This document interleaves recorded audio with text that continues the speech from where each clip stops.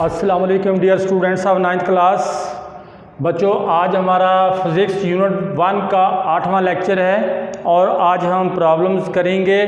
पिछले लेक्चर में हमने 1.1, 1.2 किया था। आज हम प्रॉब्लम 1.3 और प्रॉब्लम 1.4 करेंगे। प्रॉब्लम 1.3 है, your hair growth at the rate of 1 millimetre per day, find their growth rate in nanometre per second. आपके बालों का जो ग्रोथ रेट है वो है 1 मिलीमीटर पर डे, तो इसको कन्वर्ट करना है नैनोमीटर पर सेकेंड में। अच्छा, इसके लिए आंसर है growth rate of hair equal है 1 मिलीमीटर पर डे। अच्छा, मिलीमीटर प्रीफिक्सेस टेबल में देखें तो वो क्या होता है 10 की पावर -3, तो मैंने मिली की जगह पे लिख दिया 10 की पावर -3। और 1 डे में कितने आवर्स होते हैं 24 आवर। अच्छा, अब 10 की पावर -3 को 1 से मल्टीप्लाई करेंगे तो क्या आंसर आएगा 10 पावर -3। इसके बाद 24 को हमने चेंज करना है सेकंड में। 1 डे में 24 आवर होते हैं, तो 24 आवर के जब हम मिनट बनाएंगे, क्योंकि मिनट छोटी यूनिट है और हमको पता है कि 1 घंटे में 60 मिनट होते हैं, तो फिर हम 60 से मल्टीप्लाई करेंगे, ये मिनट बन जाएंगे। फिर 60 से मल्टीप्लाई करेंगे तो ये सेकंड बन जाएंगे।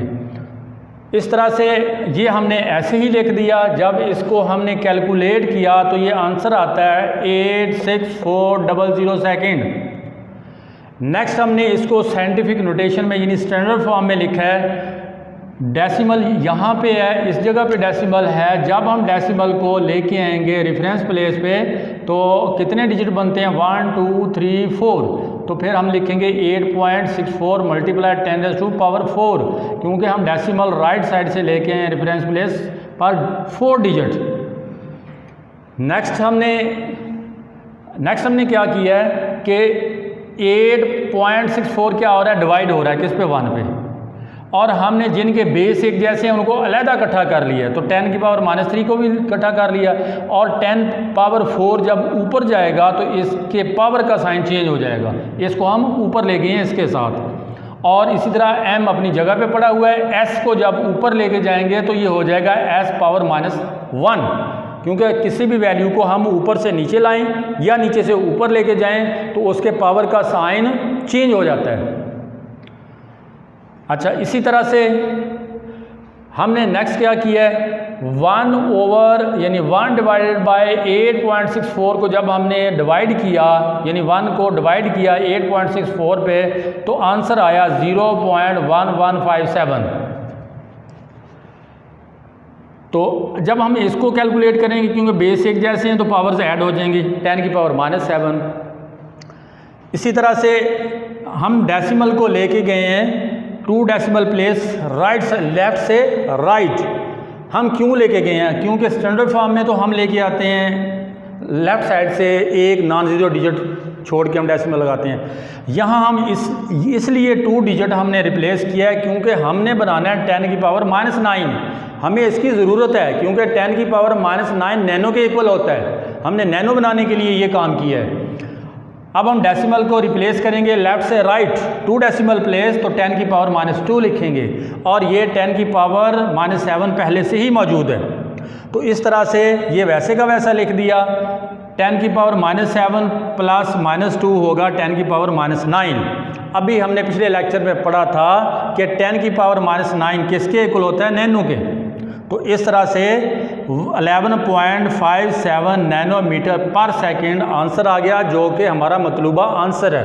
तो यही पूछा गया था कि इस ग्रोथ रेट को तब्दील करें नैनोमीटर पर सेकेंड में।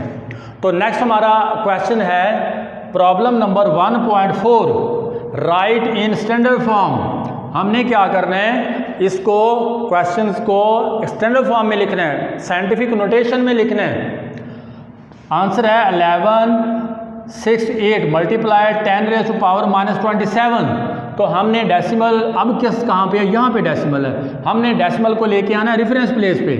तो अब देखें डेसिमल और रेफरेंस प्लेस के दरमियान कितने डिजिट हैं 3, और ये राइट साइड पे हैं तो 10 की पावर +3।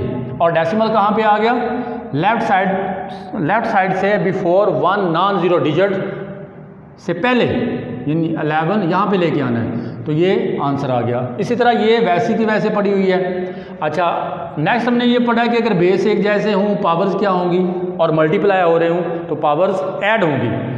तो हमने इनकी पावर्स को ऐड कर लिया, बेस को एक दफ़ा लिखा, तो इस तरह -27 में से +3 निकाल दें, -24। इस तरह से ये हमारा आंसर आ गया जो कि स्टैंडर्ड फॉर्म में है। नेक्स्ट पार्ट बी, 32 × 10 की पावर 5। तो यहाँ भी हमने डेसिमल इस टाइम यहाँ पे है, तो हमने इसको रेफरेंस प्लेस पे लाना है। अब रेफरेंस प्लेस और डेसिमल के दरमियान कितने डिजिट हैं? 1, तो 10 की पावर 1, क्योंकि डेसिमल रेफरेंस प्लेस के राइट साइड पे है।